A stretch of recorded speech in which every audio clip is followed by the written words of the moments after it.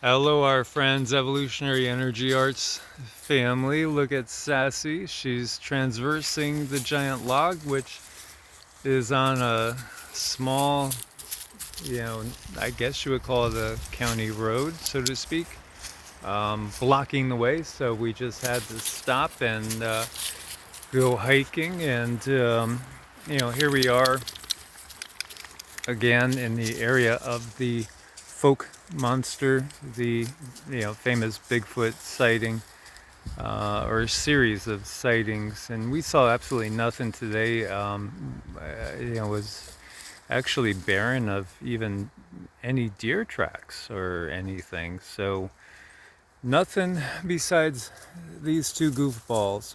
Well, three goofballs. Yes, and they're having a really good time, and Rama is discovering himself, finding his boundaries, and just being absolutely adorable. Yeah, and honestly, today I physically felt really good. Had a really good workout yesterday, but when we were making the first video, I found that I was kind of grumpy and energetically off. And in fact, we ended up doing 3 takes, which is something we don't usually do. Um, I think, again, it's all the subtle energies that we're exposed to day in and day out that wear on us. And so we took the dogs out and headed out to the woods, and spending time out in the woods, away from routers, away from Sita. What you got there? Come here, see. She's acting like there's something. Hopefully she's not bothering a toad or a snake or anything. um, away from all the energy. And now I feel wonderful. I was saying to Cindy, I feel like there has been a energetic cleansing of the soul that Mother Nature did.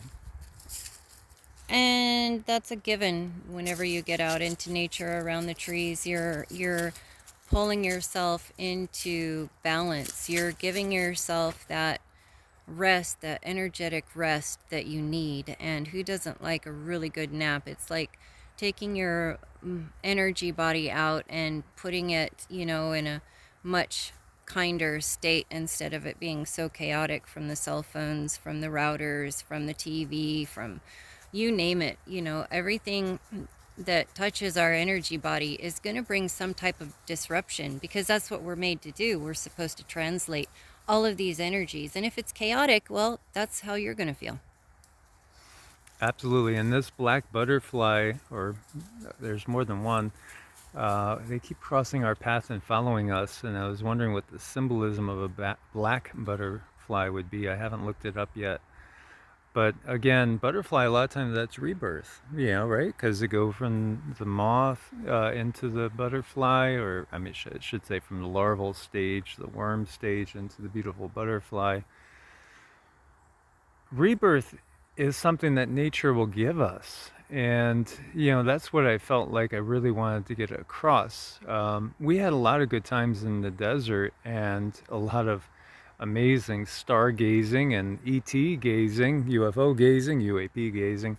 Um, but yet, there's something about being surrounded by 300 foot tall pines. It's just so cleansing. Well, trees are so very symbolic of how we should be, and how we should treat ourselves. We should root deeply, because if you're rooted, you're very well nourished. So you want to root in a place where the soil is good for you, where you feel good, where you got plenty of fresh air. These trees, they have plenty of air going between their leaves, and they're very happy. So you can come out here, you can smell the land, it smells sweet. You can feel the land, it feels sweet. And it's just a friendly place. So when you start to mesh with that, then you start to feel better too. Absolutely. For me, it's always kind of been this way. I remember when I was a kid and with my friends, it would always be like, you want to go camping? Let's go camping. and just getting away out into the woods where there's nobody. You're not seeing anybody, you're not seeing houses, you're seeing no cell phone towers, you're seeing no signs of civilization. Oh man, it just lifts the spirits up.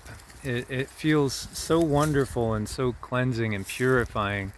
This is part of what is going to extend our lives when we get out of this age. And, those people that we know of that are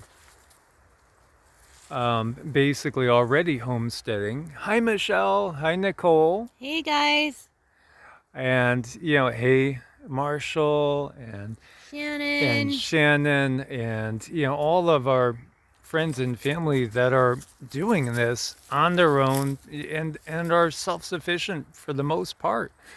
And here we've talked about some of these people before, but just to give you for example, like Nicole and Michelle, these are two ladies, let's say in their prime of their life, that are doing it by themselves. And not only are they doing it, they're thriving. These women are just amazing, and we can all tap into some of our pioneering side and our adventurous side, and at the same time tap back into the earth in these times. The Star Kids, when they came through, they were saying that they understand by their elders speaking to them. It looked like a big bird went overhead. There it is in the distance. See if it comes back around. See what the symbolism is there, whether it's a hawk, eagle. It looks a little bit big for a hawk, but it could be a vulture too. You never know. But the symbol, what they got from their elders was that they're living much longer lives than humans used to live in the cities, and the ones that are in the smart cities are not living anywhere near what the kids are. And the kids have abilities because they're not being impeded by all the technology. They can go get into a meditative state and they can leave their bodies. They expand their consciousness outwards. This is something that we were able to do, in the not too distant past. And in fact, there's many indigenous people that are still doing this to this day. Of course, you've heard of Tibetan monks and some yogis that can do that, but it's just a part of a shamanistic lifestyle. Yeah, I mean it's a way of life. You have that understanding that you're one with the earth, and the best place to be is to be in balance. But how can you really know what you need if you're always, around a place that's so unbalanced and so out of whack? And that's why it's just really important if you can get, I know some of you can't get outside, but if you can just even sit by your window and absorb that sun, that's going to do wonders for your energy body, because everyone is at a different place. Not everybody can get out into the woods, but the sun can really bring you a lot of good health. Yeah, so I guess, really what I wanted to just say today was, if you've been feeling down, if you've been feeling blue, if you're in a bad mood, if you're grumpy, get away from the technology and see if your mood doesn't change, because I bet you it will. Get outside with nature, get out with the trees, get out with the fresh wind and the fresh air as much as you can. Again, in these times, we can not only survive, but we can thrive, and we could be better than we've ever been. So just wanted to share that with you guys. As always, thanks for your support on Ko-Fi and Patreon. Much love. God bless and namaste. Namaste.